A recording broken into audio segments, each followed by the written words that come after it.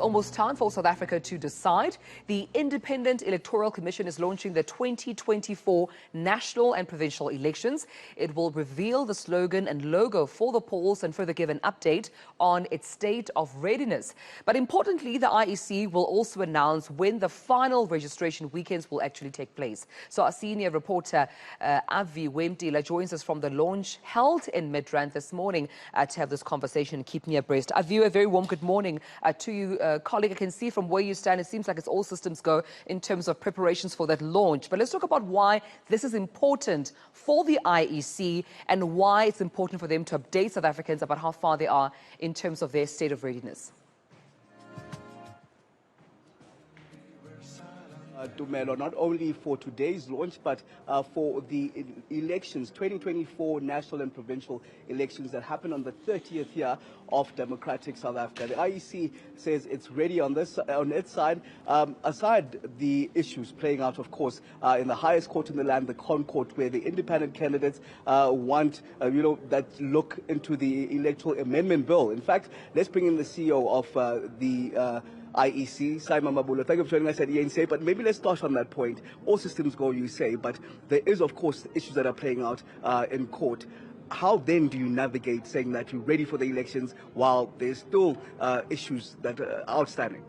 Oh, certainly, we're ready. We want to reaffirm that.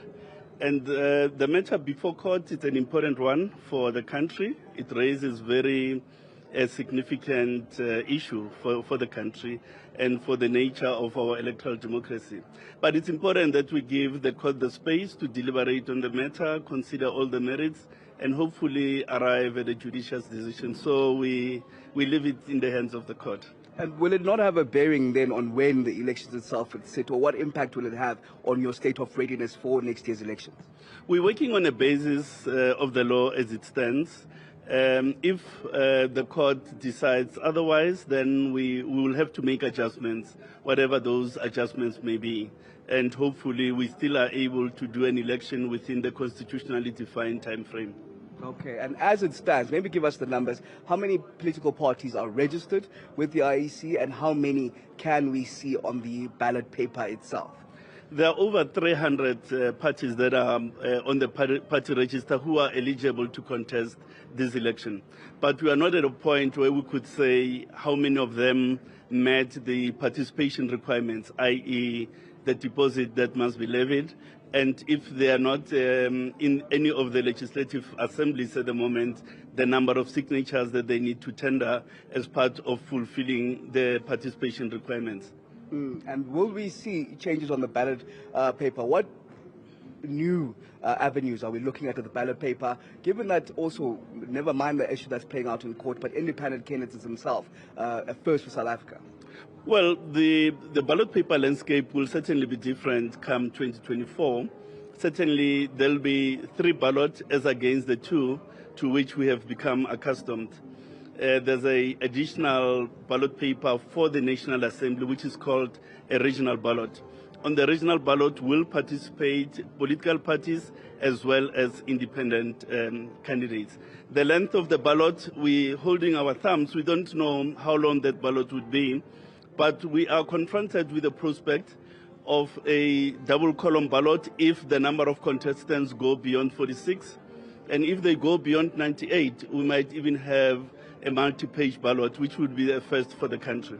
And the font size still remain the same, just on the clarity of the political parties that will be there and how they appear on the ballot. Oh, certainly, the font sizes must be such that they allow the voter to identify their party so that they don't inadvertently make mistakes which then compromise their political choice.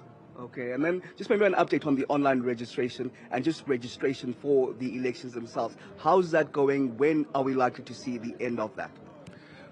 Online registration is going fine. We've reached the 1 million milestone, and 45% of all people who registered online registered in this particular year. And the majority of those that are registering online are young people between ages 20 and 25. And it will remain open until the date on which the president proclaims the election date. And we're not sure as yet when that date will be? Will it come from the IEC or the President himself?